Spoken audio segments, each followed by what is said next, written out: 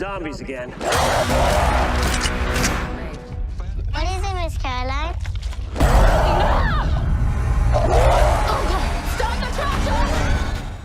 एक school trip जिसमें कि बच्चे अपने टीचर्स के साथ गए तो थे एंजॉय करने, मगर उन्हें पता नहीं था कि यहाँ पर ज़ॉम्बी आउटब्रेक होने वाला है, जिसमें कि ज़ॉम्बीज एक एक कर सभी को काटने लगेंगे। अब क्या टीचर्स और बच्चों का ये ग्रुप इस ज़ॉम्बी एपोकलिप्स से सुरक्षित निकल भी पाएगा? चलिए शुरू से जानते हैं आज की नई ज़ॉम्बी मूवी में। कहानी की शुरुआत एक कपल से होती है जो कि अक्सर आपस में लड़ते रहते थे। हालांकि उनका ये रिलेशनशिप पिछले कई सालों से चल रहा है और इसी कारण डेविड को लगता भी है कि हर बार की तरह उसकी गर्लफ्रेंड उसे छोड़कर कहीं नहीं जाएगी। दरअसल डेविड एक स्ट्रगलिंग म्यूजिशियन है और उसका करियर अभी तक शुरू भी नहीं हुआ। सो उसकी खराब फाइनेंशियल हालत के चलते उसकी गर्लफ्रेंड आखिरकार उसे ब्रेकअप कर ही लेती है। अब डेविड के पास तो रहने के लिए खुद का घर तक नहीं था, सो वो अपनी बहन टेस के घर कुछ दिन रहने चला जाता है। अब टेस एक सिंगल मदर है जो कि अपने बेटे फिलिक्स के साथ अकेली ही रहती थी, तो वो खुश थी कि जब वो बाहर काम पर जाएगी तब डेविड उसके बेटे फिलिक्स का ध्यान रखेगा। हालांकि डेविड तो अब तक भी अपने ब्रेकअप से ही काफी दुखी था। वैसे भी उसे बच्चे कम ही पसंद आते हैं, तो वो फिलिक्स पर ज्यादा ध्यान नहीं देता। अब टेस जो कि एक नर्स थी वो अपने भाई को समझाती भी है कि फिलिक्स का पिता उसके साथ नहीं रहता, इसलिए वो काफी कमजोर है और उसे कई सारी चीजों से एलर्जी भी है, जिनके की इंजेक्शंस हमेशा उसके बैग में होते हैं। सो डेविड इन सब का ध्यान रखे। टेस जानती थी कि उसका भाई अपनी लाइफ म्यूजिक के लिए खराब कर रहा है, सो वो उसे समझाने लगती है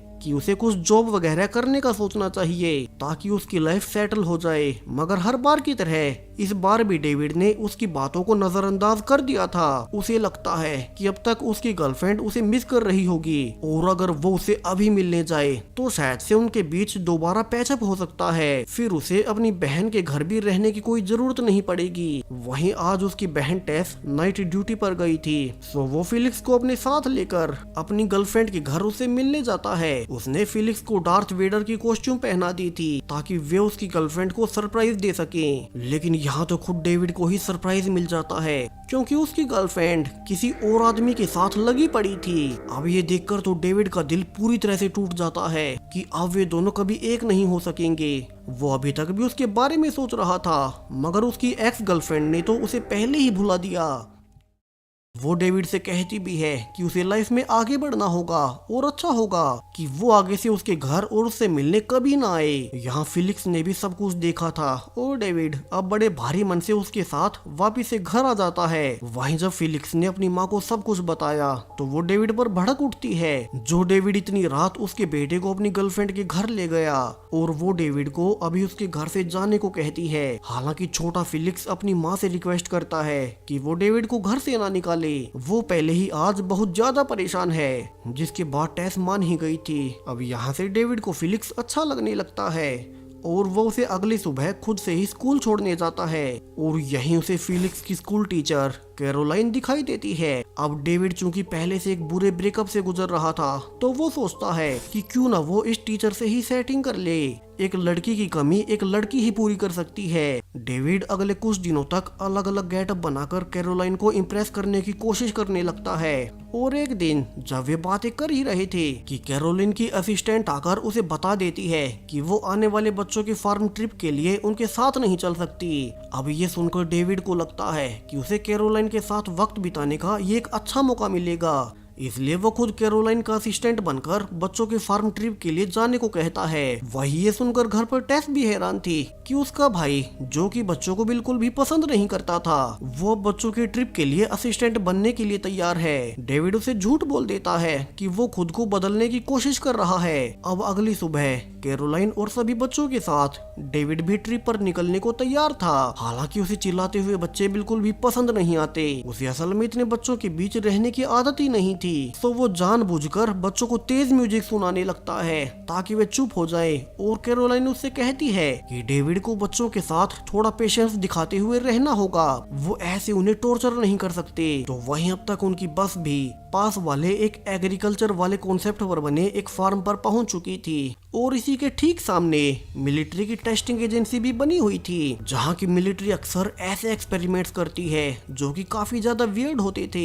अब इसी फैसिलिटी में दो गार्ड्स बातें करते हुए जाने लगते हैं कि कैसे वे जो नए एक्सपेरिमेंट्स कर रहे हैं वे काफी ही खतरनाक हैं, क्योंकि उनसे कोई भी आदमी कुछ भी सोचने और समझने की ताकत खो बैठता है और पागलों की तरह किसी को भी काटने भागता है। उन्हें पता नहीं था कि उन्होंने गलती से ज़ॉम्बी वायरस बना लिया था। और अब जब वे जा ही रहे थे तो वे देखते हैं कि उनका एक और गार्ड जो कि ऑलरेडी ज़ॉम्बी बन चुका था, वो अब एक वैज्ञानिक को काटने लगता है। बाकी सोल्जर्स पर गोलियां चला उसे मारने की कोशिश करने लगते हैं, मगर उस पर तो गोलियों का कोई असर ही नहीं होता। और जब वे फाइनली उसके सिर में गोली मारते हैं तो वो ज़ॉम्बी मारा जाता है। यहाँ उन्हें लगा था कि उन्होंने सब कुछ काबू कर लिया, मगर अब तक वो वैज्ञानिक खुद ही ज़ॉम्बी बन चुकी थी और वो पीछे से दूसरे गार्ड को काट लेती है। यानी कि अब ज़ॉम्बी वायरस इस फैसिलिटी में फैल चुका था। और ठीक इसी के सामने वे बच्चे फार्म ट्रिप पर आए हुए हैं। जब उनकी बस फार्म में एंटर कर भी रही थी तब वे देखते भी हैं कि ढेर सारे मिलिट्री की गाड़ियां वहां से दूर भागी जा रही हैं, मगर वे अभी इस पर ज्यादा ध्यान नहीं देते। अब फार्म में पहुंचकर वहां का ओनर टेडी सभी को वेलकम करता है। सभी बच्चे उसे बहुत ज्यादा पसंद करते थे और टेडी शुरू से ही कैरोलिना से फ्लर्ट करना शुरू कर देता है, जिससे कि डेविड को जलन हो रही थी। यहाँ से बच्चे अब फार्म में अपनी ट्रिप को एंजॉय करने लगते हैं। उन्हें अभी नहीं पता था कि जल्दी यहाँ सामने वाले मिलिट्री बेस के ज़ॉम्बीज पहुंच जाएंगे। वही वे ज़ॉम्बीज निकलकर अब फार्म की बाउंड्री तक आ जाते हैं, जहाँ की कई सारे टूरिस्ट भी आए हुए थे। उन्हें शुरू में लगता है कि ये लोग फार्म के एम्प्लॉइज ही हैं जो कि ज़ॉम्बीज का कॉस्प्ले कर रहे हैं, और वे उनके साथ फोटो खिंचवाने लगते हैं कि इसी बीच अब ज़ॉम्बीज ने उन्हें भी काटना शुरू कर दिया था। वहीं दूसरी ओर जब कैरोलाइन और डेविड बच्चों के साथ ही थे तो डेविड जान पाता है कि असल में तो कैरोलाइन पहले से कहीं और एंगेज्ड है। यहाँ से तो उसका मूड और ज्यादा खराब हो गया था, क्योंकि उसे बच्चे वैसे ही पसंद नहीं थे। और अब कैरोलाइन जिसके लिए वो यहाँ तक आया वो भी किसी और के साथ एंगेज्ड निकली। अब जब वे सभी एक ट्रैक्टर ट्रिप ले ही रहे थे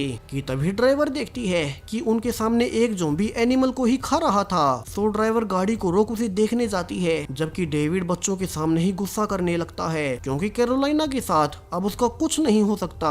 कि इसी बीच अब उनके पीछे वो ज़ॉम्बी उस ड्राइवर को ही काटने लगता है। कैरोलिना को शुरू में लगा था कि ये सब नॉर्मल होगा, मगर वो ज़ॉम्बी को देख समझ ही जाती है कि ये तो सच का ज़ॉम्बी आउटब्रेक है, तो वो उसे फावड़े से रोकने लगती है। जबकि डेविड खुद ट्रैक्टर को स्टार्ट करने लगता है ताकि वे यहाँ से निकल सके। उनके आसपास ट्रैक्टर की आवाज से वैसे भी बहुत सारे ज़ॉम्बी इकट्ठा होना शुरू हो चुके थे और बच्चे उनसे डर न जाए, इसलिए कैरोलाइन जानबूझकर खुद पर अटैक कर रहे ज़ॉम्बी को पेड़ से बांध देती है। यहाँ से सभी एक साथ अब एक सेफ जगह की तलाश में निकल पड़े थे और डेविड और कैरोलाइन देखते भी है कि अब तक तो पूरा फार्म ही ज़ॉम्बीज में भर चुका था। वे न सिर्फ इंसानों को काट रहे थे बल्कि जानवरों तक को खा रहे थे। अब कैरोलाइना नहीं चाहती थी कि बच्चे इन सब को देखकर डर जाएं, तो वो सबको झूठ बोल देती है कि ये सब एक स्टेज ड्रामा है और ये सब लोग ज़ॉम्बीज बनकर एक्टिंग कर रहे हैं। उन्हें ना सिर्फ खुद को बचाना था बल्कि अपने साथ इस ज़ॉम्बी एपोकलिप्स के बीच बच्चों को भी सुरक्षित रखना था। तो वे ज़ॉम्बीज को मारते हुए अब बच्चों को फार्म से बाहर निकालने लगते हैं, लेकिन अब पार्किंग एरिया में तो और भी ज्यादा ज़ॉम्बीज भरे पड़े थे। उनकी पूरी बस ही ज़ॉम्बी से भरी हुई थी, जिससे कि वे यहाँ से निकलने का सोच रहे थे। तो उन्हें अब अपने प्लान को चेंज करते हुए फैसला करना पड़ता है कि वे मदद के आने तक फार्म के ही मेन कैबिन में छिप जाएंगे। लेकिन यहाँ तो ओनर टेडी ने पहले से खुद को लॉक कर रखा था और वो इतना ज्यादा डर जाता है कि वो बच्चों तक को अंदर आने नहीं देता। कैरोलिना उस पर गुस्सा भी करती है क्योंकि वे सब काटे नहीं गए थे और जल्दी ज़ॉम्बीज यहाँ भी आ जाएंगे, मगर टेडी उसकी एक नहीं सुनता। वो कहता है कि उसे तो बस खुद की जान बचानी है। अब ज़ॉम्बीज उनके पास आ रहे थे तो कैरोलाइन को एक छोटे बच्चों का रास्ता नजर आता है और वो उन्हें उसी के रास्ते अंदर वाले कमरे में भेजने लगती है। यहाँ ज़ॉम्बीज उन्हें काट ना सके, इसलिए बाहर डेविड शोर करके उन ज़ॉम्बीज को अपने पीछे लगा रहा था ताकि कैरोलिना और बच्चे सेफली अंदर चले जाएं। मगर अब तक वे ज़ॉम्बीज उसके पीछे आ गए थे, तो अब उनसे बचने के लिए वो केबिन की छत पर चढ़ जाता है और फाइनली रूफटॉप से नीचे आ जाता है। डेविड दरअसल उसी रूम में आ गया था जहाँ से टेडी दरवाजा नहीं खोल रहा था और अब दोनों दरवाजे के लिए आपस में ही लड़ने लगते हैं, जहाँ की काफी देर लड़ने के बाद फाइनली डेविड टेडी को मारकर बच्चों और कैरोलिना के लिए दरवाजा खोल ही देता है, जबकि बाहर बचे कुछ सर्वाइवर्स भी काटे जा रहे थे। यानी कि अब इस पूरे ही फार्म में उनके अलावा और कोई सर्वाइवर नहीं बचा, सब के सब ज़ॉम्बी बन चुके थे। वहीं दूसरी ओर कैरोलिना बच्चों को झूठा यकीन दिला रही थी कि ये सब उनकी ट्रिप का हिस्सा है। यहाँ उन्हें बस रेस्क्यू टीम के आने तक खुद को और बच्चों को यहीं छुपाए रखना था। हालांकि पीछे से टेडी गुस्से में कहता है कि वे ज़ॉम्बी सभी बच्चों को एक एक कर काट खाएंगे और कोई यहाँ से जिंदा घर वापस नहीं जा सकेगा। अब कैरोलाइन ये सुनकर कि टेडी बच्चों को डरा रहा है, वो एक नुकीले पत्थर से टेडी को धमकाती है कि वो बच्चों को ना डराए, जबकि डेविड अपने भतीजे फिलिक्स समेत सभी बच्चों का ध्यान रख रहा था। वो उनके लिए स्नैक्स भी लाता है ताकि वे भूखे न रहे। हालांकि इसी बीच डेविड को ध्यान नहीं रहा कि इस फ्लेवर से तो फिलिक्स को एलर्जी थी। उसकी बहन टेस ने उसे इसके बारे में बताया भी था, मगर डेविड भूल गया। अब वो ध्यान देता है कि फिलिक्स का इंजेक्शन खाली पड़ा है और उसके बाकी के इंजेक्शंस तो ज़ॉम्बी से भागते हुए उनसे ट्रैक्टर में ही रह गए। सो कैरोलाइन अब खुद ट्रैक्टर में जाकर फिलिक्स के इंजेक्शन लाने का फैसला करती है और बच्चों को डेविड के पास सुरक्षित छोड़ अब वो खुद ज़ॉम्बीज के बीच से होते हुए बाहर निकल पड़ी थी, क्योंकि उस इंजेक्शन के बिना फिलिक्स की हालत और ज्यादा खराब हो जाएगी। हालांकि बीच में उसे काफी सारे ज़ॉम्बीज घेर भी लेते हैं और जब फावड़े से मारने के बावजूद वे मर नहीं रहे थे तो कैरोलाइन गुस्से में एक ज़ॉम्बी की गर्दन ही उड़ा देती है और उसे रियलाइज होता है कि इन ज़ॉम्बीज को मारने का एक यही रास्ता है कि इनके सिर पर वार किया जाए। और अब वो एक एक कर सभी ज़ॉम्बीज के सिर को काट फाइनली ट्रैक्टर तक पहुंच ही जाती है, जहां से वो जल्दी से फिलिक्स का इंजेक्शन वाला बैग लेकर वापस से ज़ॉम्बीज को मारते हुए बच्चों के पास आ गई थी। और इंजेक्शन के मिलते ही फिलिक्स की हालत फिर से सुधर जाती है। सभी बच्चे इससे काफी खुश होते हैं कि तभी उन्हें ऊपर से हेलीकॉप्टर की आवाज आती है। टेडी सबसे पहले अकेला ऊपर भागता है। उसे लग रहा था कि गवर्नमेंट के हेलीकॉप्टर्स उन्हें लेने आए हैं, वे सर्वाइवर्स को रेस्क्यू करने आए होंगे। टेडी ऊपर छत पर जाकर हेलीकॉप्टर्स को देखकर चिल्लाने लगता है, लेकिन हेलीकॉप्टर्स ने उसे देखने के बावजूद इग्नोर कर दिया था। तो वहीं टेडी इसी बीच छत से भी नीचे गिर जाता है। अब ज़ॉम्बीज ने उसे घेर लिया था और वो अंदर मदद मांगने लगता है कि वे दरवाजा खोल उसे अंदर आने दे, लेकिन कैरोलाइन चाहकर भी दरवाजा नहीं खोल सकती, क्योंकि फिर टेडी के साथ बाहर मौजूद और भी ज़ॉम्बीज अंदर आ जाएंगे और बच्चों को वो खतरे में नहीं डालती। हालांकि ऊपर से डेविड जाकर अब टेडी का हाथ पकड़कर उसे छत पर खींच लेता है, जिससे कि उसकी जान बच गई थी। और टेडी रोते हुए थैंक्स बोलता है, जो पहले उसने खुद के लिए उनके लिए दरवाजा नहीं खोला, और अब खुद डेविड ने ही उसकी जान बचा ली, जबकि वे बड़ी आसानी से उसे मरने के लिए छोड़ सकते थे।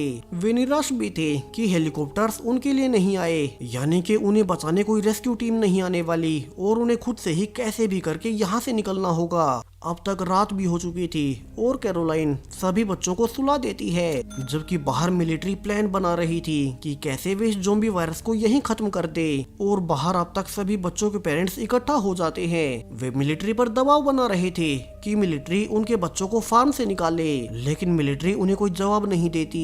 यहाँ टेस अपने भाई डेविड को भी फोन करने लगती है ताकि फिलिक्स के बारे में पूछ सके, मगर अब तक यहाँ के सारे ही सिग्नल्स सरकार ने बंद कर दिए थे ताकि बाहर ये खबर न फैले। वहीं सभी बच्चों को फार्म में सुलाने के बाद डेविड और कैरोलाइन अब एक साथ बैठकर बातें करते हैं कि अचानक से ही आज का दिन कितना बदल गया। यहाँ कैरोलाइन डेविड को थैंक्स भी बोलती है कि अगर डेविड उसके साथ ना होता तो वो अकेली बच्चों को कभी संभाल नहीं पाती। वे आपस में बातें करते हुए एक दूसरे के बारे में जानने लगते हैं। डेविड उसे सच्चाई बता ही देता है कि अभी अभी उसका बहुत बुरा ब्रेकअप हुआ था और वो तो सिर्फ कैरोलाइन के लिए इस ट्रिप पर आया, उसे तो बच्चे कभी पसंद ही नहीं थे।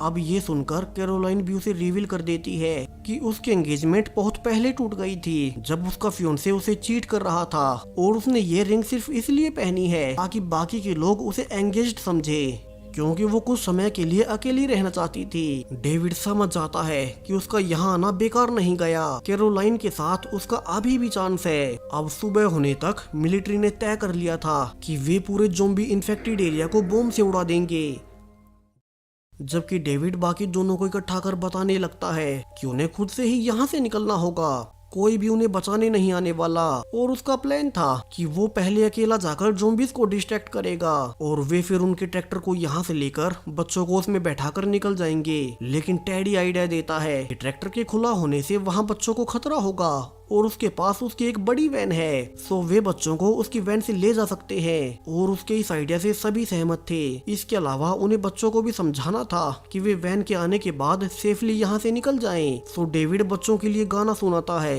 और कैरोलाइन अब इसे काफी इमोशनल थी कि डेविड कितना बदल गया।